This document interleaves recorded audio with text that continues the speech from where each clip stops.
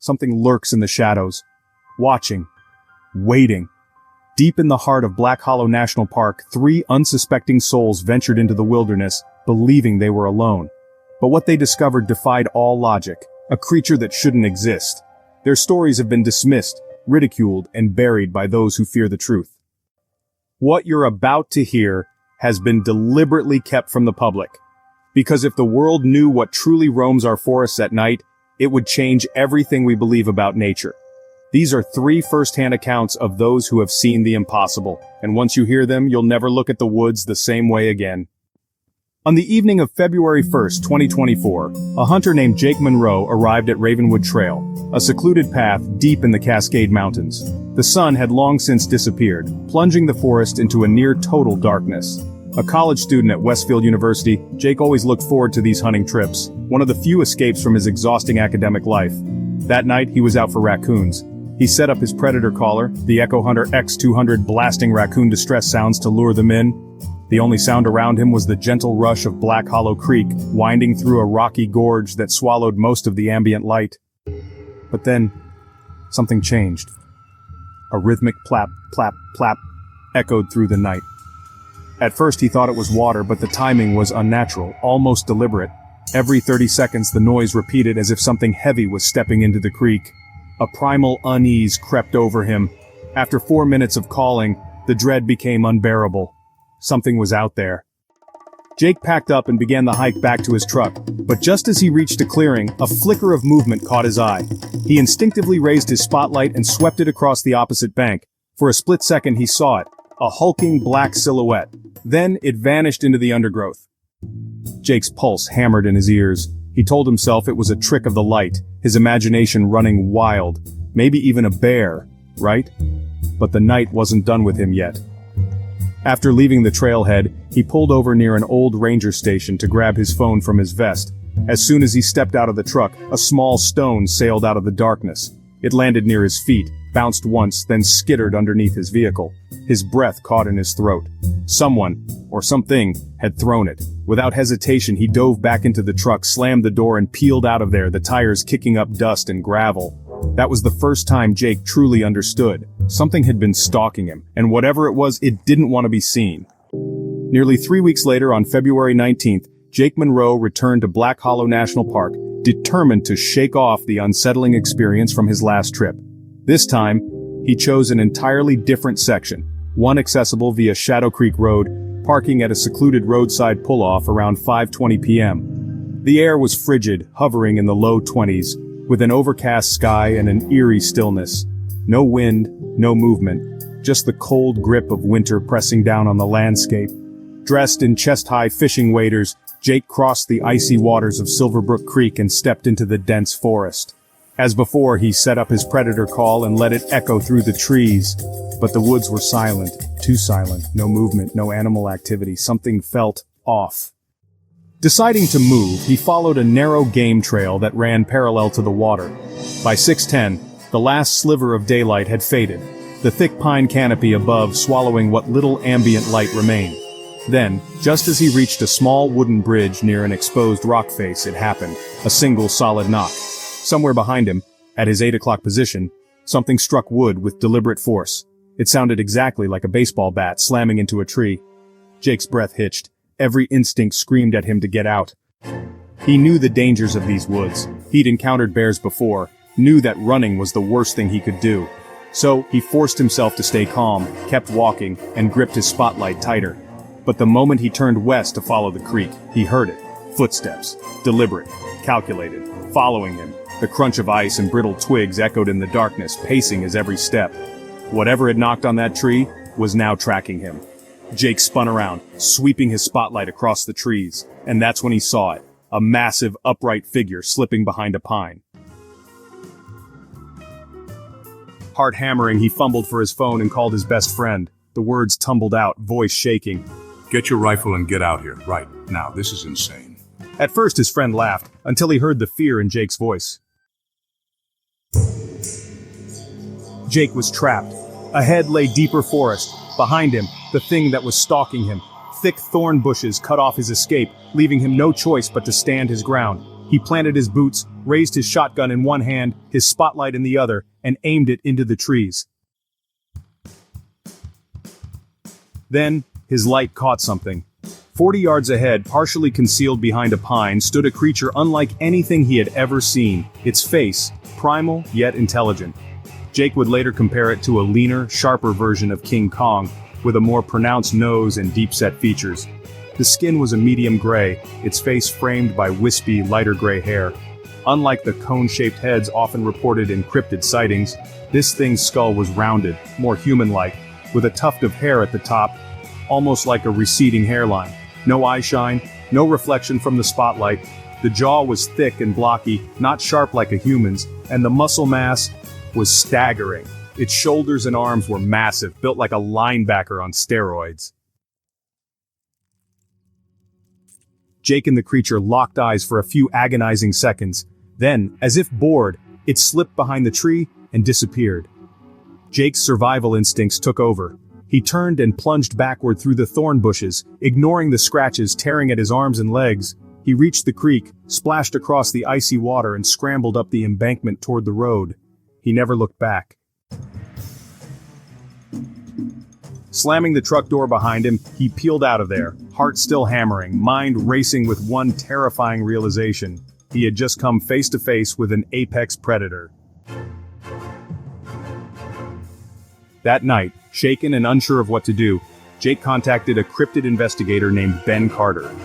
Ben had spent years researching these encounters and immediately noted something about Jake. One, he was credible.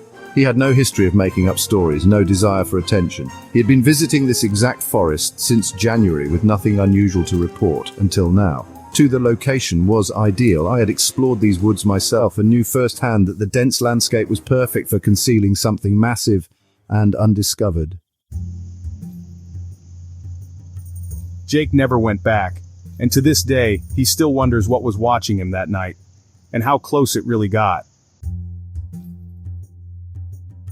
The region where Jake had his terrifying encounter was part of the Ironwood Valley, a rugged section of the Cascade Highlands, specifically within the Shadow Creek Preserve.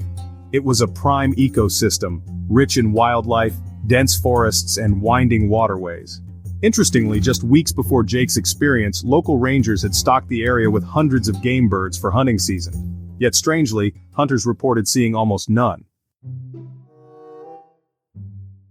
Ben Carter, the cryptid investigator, had a theory. Something else was hunting them. He believed that a population of unidentified predators migrated from the high ridges into the valley each winter, drawn by the promise of easy food, water, and shelter. And Jake's encounter? It was far from the first.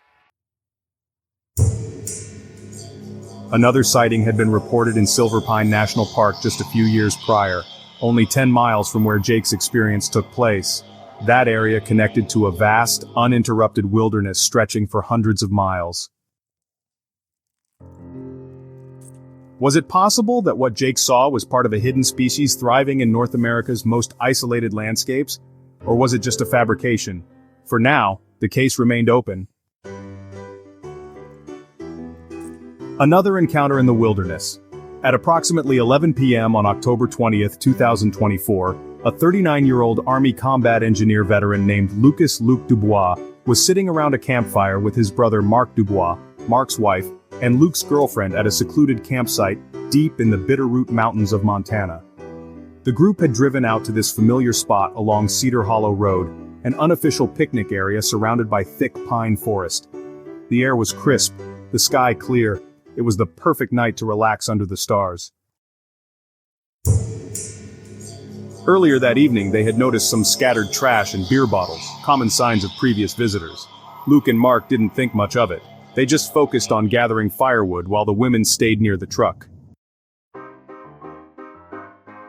As the flames crackled and the night deepened, the two brothers got an idea. They had watched plenty of episodes of Finding Bigfoot and, just for fun, they decided to try some of the techniques they'd seen on the show. Now, Luke was not a believer in Bigfoot. To him, all those so-called sightings were just hoaxes, misidentified animals, or maybe even some kind of Native American spirit legend. He had spent years deployed in Afghanistan and countless hours in the wilderness. He knew the sounds of nature, and he had never heard or seen anything unexplainable. At first, they planned to play Bigfoot howls from their phones, but there was no cell service. Instead, Mark grabbed a sturdy branch and started testing different trees, searching for the perfect one to produce a loud, resonant knock. After a few attempts, he found a solid trunk and slammed the branch against it. Boom! The sound echoed through the forest. They laughed. They weren't expecting anything.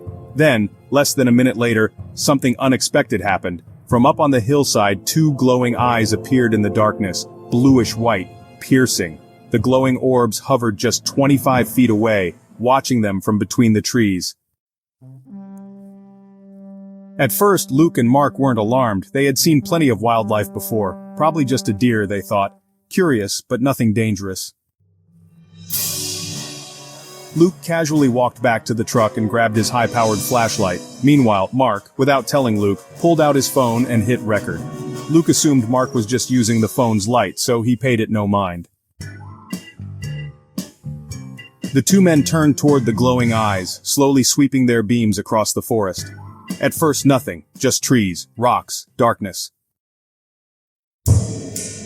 But then, the sound of footsteps, deliberate, slow, branches snapping under something heavy, moving up the slope. Luke immediately swung his flashlight in the direction of the sound, and then, he saw it. A massive humanoid figure standing partially hidden behind a tree. Luke's breath caught in his throat.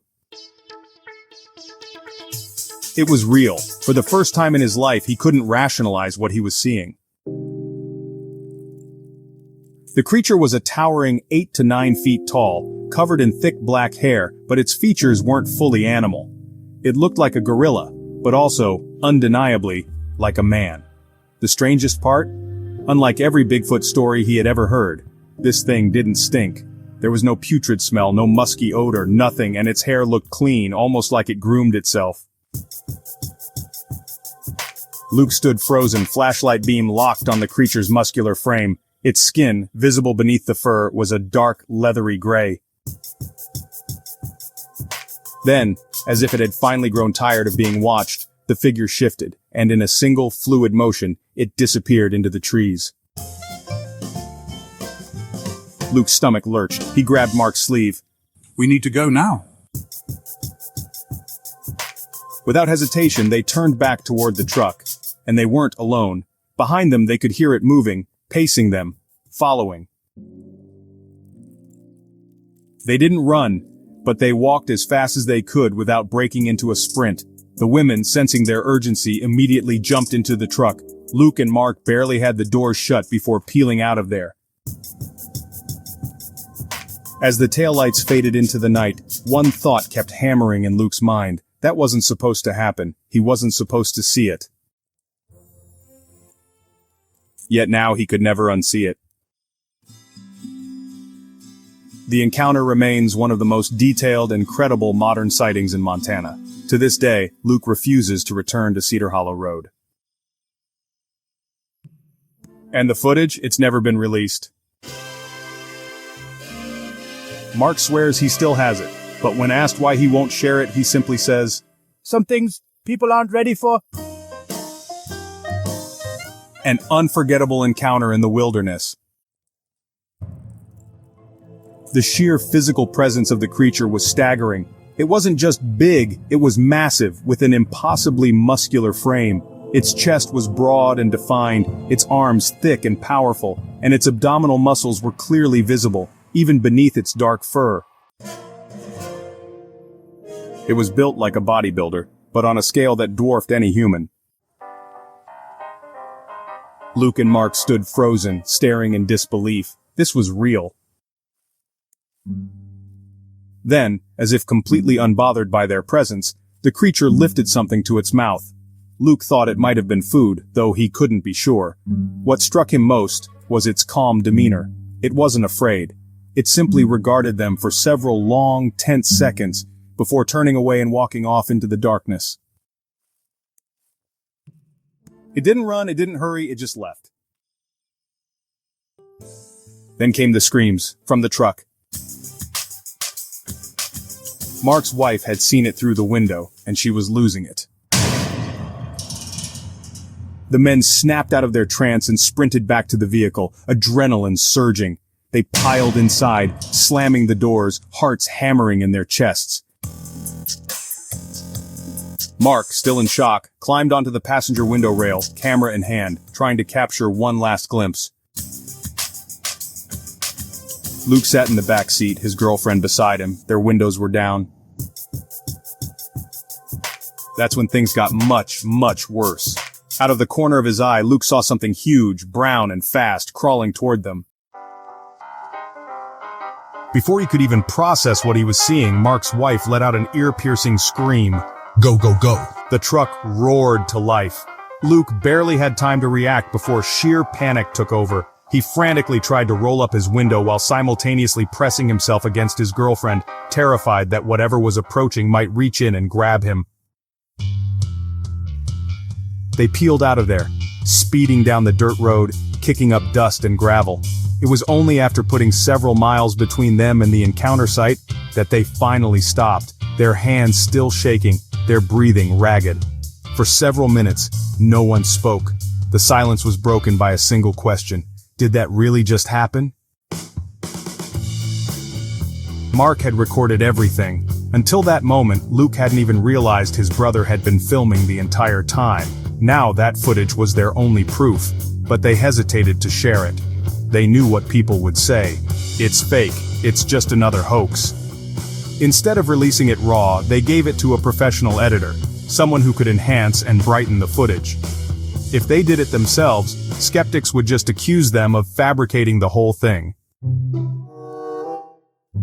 Eventually their story reached Matthew Moneymaker, a well-respected BFRO investigator. He personally interviewed each of them. His conclusion? They were credible, honest, and they had no reason to lie. They were credible, honest, and they had no reason to lie. A history of strange occurrences. The location of their encounter, the Rocky Hollow Reservation, spans over 170 square miles of mostly untouched wilderness. It's filled with dense forests, rugged mountain terrain, and vast stretches of land that rarely, if ever, see human activity. The area is teeming with wildlife. Bears, deer, elk, moose. It's rich in natural resources from wild berries to freshwater streams. It's the perfect place for something to stay hidden. And this wasn't the first strange event in the area. Back in the 1960s or 70s, an incident occurred that locals still talk about today. According to reports, a creature, matching the same description, allegedly lifted a school bus and hurled it down into a ravine. It was so significant that newspapers covered the story. And as it turns out, Mark's own grandfather was on that very bus. The question remains, what did they see that night? Was it a flesh and blood creature, an undiscovered species living in the remote corners of North America? Or was it something else entirely? For Luke, Mark, and the others, there was no question. It was real, and it was still out there. A mysterious encounter on a remote mountain road. The video, though difficult to make out in detail, was authenticated by multiple witnesses, people who had seen the creature far more clearly in person, and for Lacey, there was no doubt. Even after serving in Afghanistan, experiencing the horrors of war, he had never been more afraid in his life than he was that night. But as unsettling as that encounter was, it wasn't the only one. November 8, 2024. A solitary drive through the darkness. At 2:15 a.m., a Virginia woman was driving down a deserted mountain road in Buchanan County, heading to her early morning shift at a local prison. She worked in food service, responsible for preparing breakfast for inmates, and was usually very punctual. But on this particular morning, she was running behind, something that almost never happened. To make up for lost time, she was driving a little faster than usual. The road, Page Road, was one she knew like the back of her hand. She had driven it 4 to 5 times a week for years. It ran past abandoned coal mines, through stretches of isolated forest, and was often empty at this hour. This wasn't just her routine, it was her life. And before working at the prison, she had been an army supply specialist. She was disciplined, she was observant, and she was no stranger to the wilderness. She had spent her entire life in the area, familiar with all the local wildlife. deer, bears, even the feral cattle that had been left roaming after their owner passed away. Nothing out here should have surprised her, but that night was different. As she rounded a bend, her headlights illuminated something on the side of the road. At first she thought it was a bear, or maybe one of the feral cows. It wasn't unusual to see animals at this hour, so she instinctively eased off the gas, preparing to slow down and avoid a collision. But as she got closer, something wasn't right. This wasn't a bear, it wasn't a cow, it wasn't anything she recognized. At about 20 feet away, she saw it clearly, fully illuminated by her high beams. It was kneeling, not like an animal but like a human. She could see the clear definition of its knee joints, the way it balanced on two legs, and the deliberate posture of something in control of its movements. And it wasn't just sitting there idly, it was hunting. She saw its massive hands gripping a section of brush, using it as cover, as it watched two deer grazing about 20 yards away. Then, it noticed her. It turned its head and locked eyes with her. The creature glanced back at the deer as if assessing whether to continue its hunt. Then it looked back at her again. Everything about its movement was calculated, deliberate. It wasn't startled like a normal animal caught in the headlights. It didn't bolt, didn't panic. It moved with purpose. With one smooth motion, it shifted toward the nearby creek and disappeared into the darkness. The entire encounter lasted maybe 10 seconds, but it felt much longer. Strangely, she wasn't terrified, but she had an overwhelming feeling that she wasn't supposed to see that. Like she had witnessed something private, something that was never meant to be observed. As she drove past the spot, she could still see the two deer, completely unaware of what had just been watching them. And she noticed something even stranger. The way it had reacted to her presence. A typical animal, even a predator, would have run away in fear when confronted with a vehicle.